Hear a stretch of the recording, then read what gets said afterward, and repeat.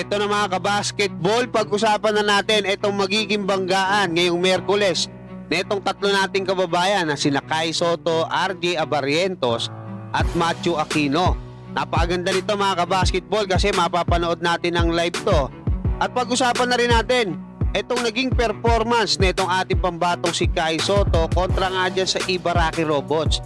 Kasi merong napapailing dyan nga sa nangyari. Pero bago yan, huwag kalimutan mag-like at mag-subscribe bilang pagsuporta.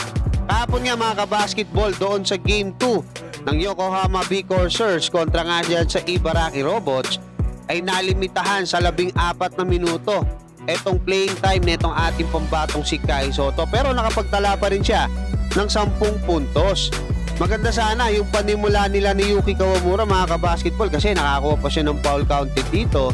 Yun nga lang, maaga siyang napasok sa foul trouble. Dito sumabit siya, no?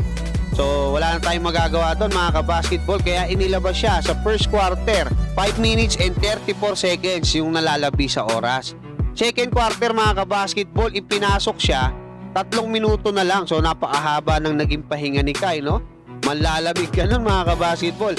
At medyo talagang maalat, no? 2 tira niya rito, parehas sablay. Tapos mga kabasketball, nakapag-commit uli siya ng isang foul. Pero yun nga, no? Yung third quarter ay nag-start na siya. Kasama nga itong starting 5 nitong Yokohama at naibaba nila yung lamang nitong Ibaraki Robots sa 4 at napatawag pa nga ng timeout itong Ibaraki Robots. Yun nga lang mga kabasketball, talagang matindi itong itong si Luke May mga kabasketball, talagang napakahusay dito, nakakuha pa ng isang magandang play si Kai, no? Yun nga lang, pagdating nung bandang dulo, talagang nag-take over na itong si Luke May. Pero nahabol pa rin nila yan mga kabasketball. Naibaba nila yan sa isa hanggang sa lumamang sila. Yun nga lang, pagdating doon sa dulo, kumbaga, siya full court press sila mga kabasketball. Yun tuloy, nalibre yung isa, dumiretso hanggang doon sa dulo. So yun mga kabasketball, sinasabi, ayon doon sa nakarating sa aking impormasyon, nagtatanong pa daw itong coach nila doon sa kanyang mga players.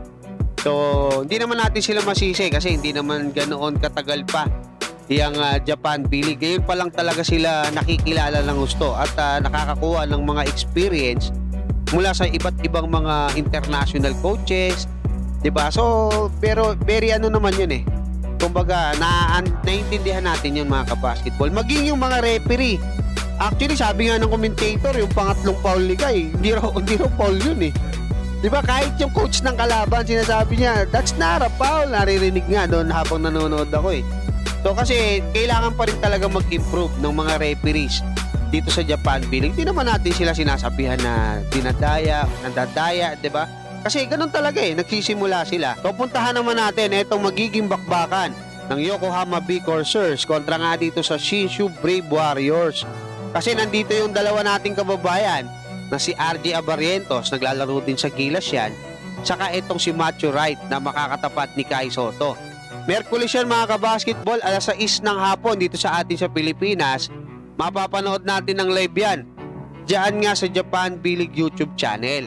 At ang mga makakabanggaan ni Kai Sotto rito, no, primary, etong si Wayne Marshall, isang Amerikano, no, 6'11", veterano na at nag-average ng almost 11 points at almost 9 rebounds.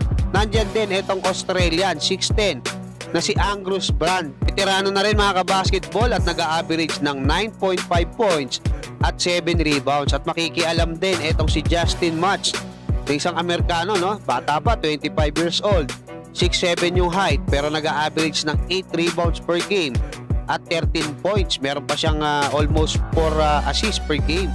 At nandiyan din siyempre itong si Matthew Aquino. Yun nga lang, talagang napaka-limitado ng oras na naibibigay sa kanya. Hopefully mabigay siya ng mahabang playing time dito nga sa tapatan nila nitong ating pambatong si Kai Sotto. 2.5 points lang siya at 1.7 rebounds.